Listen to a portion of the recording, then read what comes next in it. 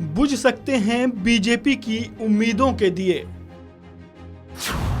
क्या तेजस्वी से हाथ मिलाएंगे चिराग? आखिर बिहार में किसके होंगे चिराग? बिहार में मुख्यमंत्री नीतीश कुमार के गुलाटी मारने के बाद से यह अटकलें लग रही है कि देर सवेर बीजेपी खुलकर चिराग पासवान को अपने साथ जोड़ सकेगी, क्योंकि जेडीयू ने बीजेपी के साथ नाता तोड़ने के दौरान जो आरोप लगाए हैं उनमें यह भी है कि बीजेपी ने चिराग का इस्तेमाल करके बिहार चुनावों में जेडीयू की सीटें घटाने का काम किया था। यही कारण था कि चिराग पासवान ने खुद को सीएम नीतीश कुमार के कट्टर आलोचक के रूप में पेश किया है। उनके खिलाफ अब बीजेपी के नेता जिस तरह के बयान दे रहे हैं, चिराग ने वैसा 2020 के चुनावों से पहले ही शुरू कर दिया था।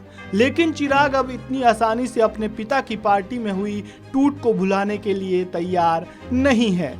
वह अब जो संकेत दे रहे हैं उससे साफ है कि उनके लिए गठबंधन के दरवाजे खुले हैं, लेकिन वह उसी के साथ जाएंगे जिसमें उन्हें उनकी पार्टी का फायदा दिखेगा।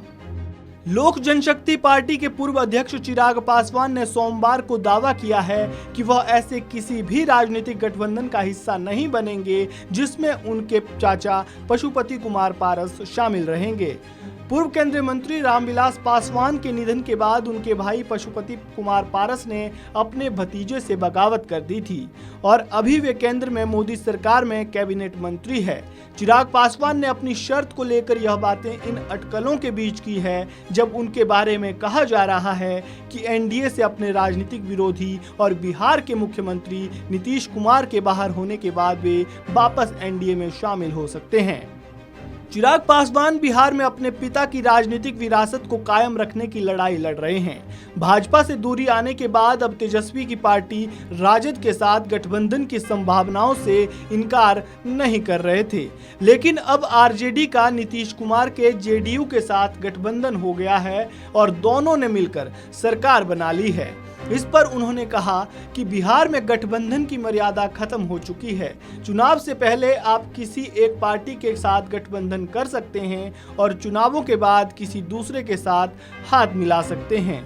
सभी राजनीतिक पार्टी अपने हित में फैसले कर रही है।